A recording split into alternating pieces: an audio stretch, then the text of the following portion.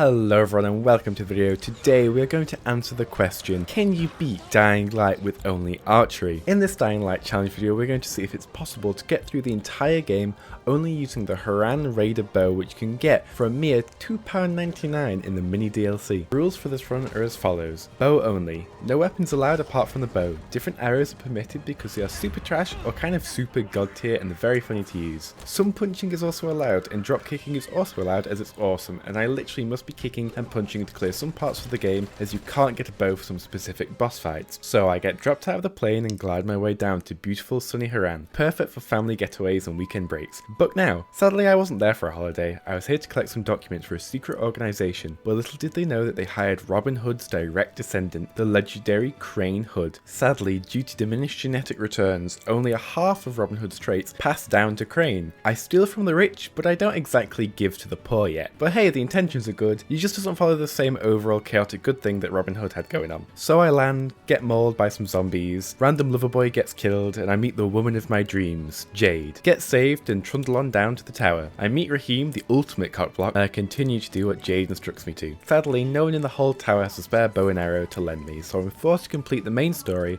until I'm able to craft the Harran Raider bow. Side note, that there's so much DLC for this game, it's incredible. This is like a medieval expansion, like a dungeon thing. It looks crazy, and most of the time I'm against DLC, but this DLC actually looks well made and interesting, not just cut content. I wouldn't say no to it as long as it was a reasonable price. I can't wait to see what they're actually going to do in Dying Light 2 in terms of DLC, because the DLC in this game is kind of off the wall. So I toodle off and Raheem teaches me how to run and jump. Now Raheem calls me a massive noob and is astonished that I actually have 2 feet to do things such as running and jumping. Honestly, Raheem is just one of those characters that I really like, but god is he sometimes cringy. I tried to commit the death, but turns out you're not allowed to. Turns out I've got some serious natural talent, man. All the stuff they make Raheem say is just kind of cringe-inducing, but oh well. So whilst Crane is on the crane, I start getting some poo cramps, but manage to clench my butt cheeks and soldier on like a true bow-wielding warrior. I get off the crane and meet Doc, who seems to need a hand with some of his research. I use this time wisely to try and collect some of the necessary crafting ingredients to be able to craft the bow. I'll need some arrows also along the way, so I try and get most of the things I think might be useful for crafting arrows. I managed to complete one of my first assignments and kill the infected runner with just my steel-tipped boots. I continue with my first assignment, attempting to kick this designated thick boy with my boots, but I figure out I just completely can avoid him. I speak to Spike and get started with the quest that he has for me. I quickly realise that I'm able to craft my bow, but I need 3 metal parts, 2 nails, 2 duct tape and 1 string. I finally go around and collect the necessary parts for a bow and test it out with some unsuspecting friends. It appears to be pretty deadly, killing most of them in 1 shot to the upper torso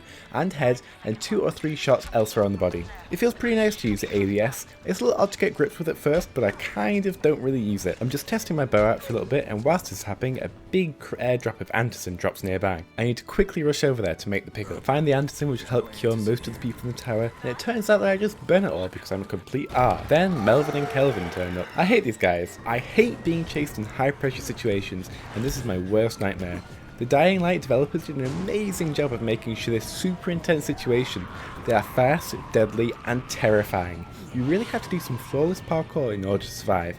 My heart was absolutely racing during this whole encounter, but thankfully I didn't mess up too bad and got back to the tower in one piece. I decided then to make friends with Rice, who is just completely and utterly insane. Then we met in the man, the myth, the legend, Kareem. You Kareem, I wish I was a cowboy. Jade, move over, for he has stolen my heart completely. Anyway, I sit massively for the Chad that is Kareem, and I go to climb a tower. It turns out also that the electrifying arrows suck so much. Actually, a complete waste of crafting materials and time. This is a common theme in the early part of this game. I should really just spend the 2 hours going around trying to make as many regular arrows as possible, but I kind of just stagger through everything without the proper arrows, and yes, I die a lot because of this, mainly due to exploding myself, setting myself on fire, or just being a complete idiot. I also try these flaming arrows, and they're just awful. It makes them do a funny dance, but it doesn't actually kill anyone. I think these are just more for CC, but yeah, a complete waste of materials, and I'm sure they have their uses. I just can't figure out what they are. I go back to the tower and Brecken gets mad as anything because his pockets are full of business cards and he decks a dealie. Then me and Jade go on a little date to see if the local school is open to having children for the next term and to make a good impression since we're in the catchment area. Turns out the school occupancy are trying to murder everything, so I clear them out with my bow. I finally figure out the explosive arrows are actually amazing at removing people from this mortal coil, and I use them everywhere I can. Quite disturbing really. Anyway, we find some explosives and Mr. Doctor wants a tissue sample. God, this part was so hard. It turns out trying to rob a weird mutant zombie of its flesh whilst being protected by his stimmed up super mutant friends is harder than it looks. A little sneaking into the warehouse through this convenient box makes it easy easy enough to put an arrow where the sun don't shine. I haul ass out of there so fast and just about make it. Then Raheem tells me about his little plan and he goes to blow up the nest, gets bitten, turns into a zombie and tries to kill me, and I break his neck. And yeah, Jade hates me forever now. Thanks Raheem, you just had to ruin everything. The doctor then gets kidnapped and I'm forced to go to the pit to break him out. It turns out that I do not have enough arrows for this encounter at all. The bow also sucks at range, but thank God enemies don't respawn when you die, or else this would have been really painful. Mr. Old Man gets shanked in the leg, we go sleepy bye-bye times, and we are put into the pit. Yeah, so screw this whole encounter. I know we can kill this dude with just our legs, but this is a bow only run, and if I had a bow, I'd use it. And I don't, so the machete will just have to do. I get out and chop off a hand and run as fast as my little legs will carry me. Then I'm off on another holiday to find Sector 0. I need to do some sewer diving. But it turns out I really like Sector 0. It's awesome. I had no clue that Dying Light was divided into 2 different maps. I prefer this area so much to the Haran starting area, as way better rooftops for parkour,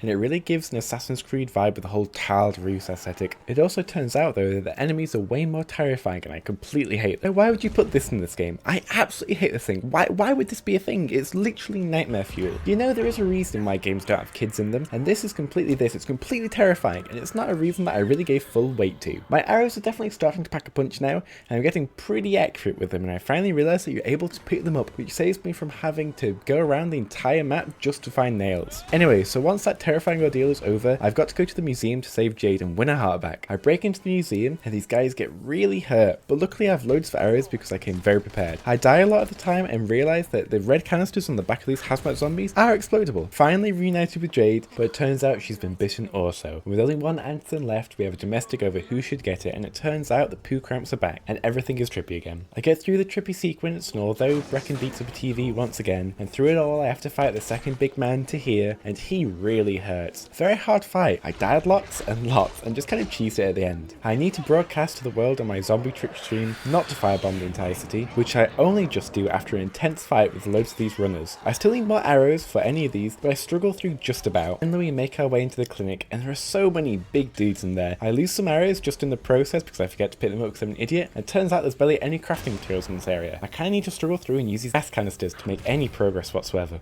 So I have to fight one of these massive boys, and his helmet comes off, and I just put 3 arrows into his face, and I just shotgun for the comedic value. I don't know why he wasn't trying to hit me. Anyway, I give my vaccine and I send it off to Doc, and Doc looks really suave in that coat. I like that coat. I've got a thing for blue coats, so I get out of there, Doc, and I contact the GRE by climbing this massive tower after I've just left the clinic. This is giving me some serious Assassin's Creed vibes with this whole thing, but anyway, screen goes all dark and purpley, and I look out over this entire area, and I have to go to the tower and find Reyes. So I'm going through this whole place, climbing everything. It's really fun. This guy is, I forgot his name, but I love him, and he's dead. So everyone in this game dies. Everyone in Dying Light dies. Literally, I think you don't die at the end, but everyone else dies. Every other character that you cared about dies. So yeah, you run on some cranes, crane runs on cranes, do some cool jumps. I really enjoyed this whole parkour thing. It's very reminiscent of that Mirror's Edge, a game that I love. So he's got our little smartphone tablet. He's going to drop it over the edge. He threatens us with a machete and stabs us with a ninja kunai thing from Naruto. And yeah, he goes to try to stab us, but then we give him some bellyache and we just put the knife in him. He's got one arm missing. He's got something in the belly. You probably won't be able to do much. Yeah, he pushes me off this building and I fall to my death. So yeah, you can do that. But I pull the kunai out of myself and I put it in his neck and he dramatically falls down, all the way down. So yeah, I kind of wanted to feed him to some zombies, but couldn't do that. Anyway, that's the entire video over. Dying Light has been beaten with just a bow. Thank you guys so much for watching this video, and if you enjoyed this video, please leave a like. If you want to stay tuned for more, subscribe, and I'll catch you guys on the next one. See ya.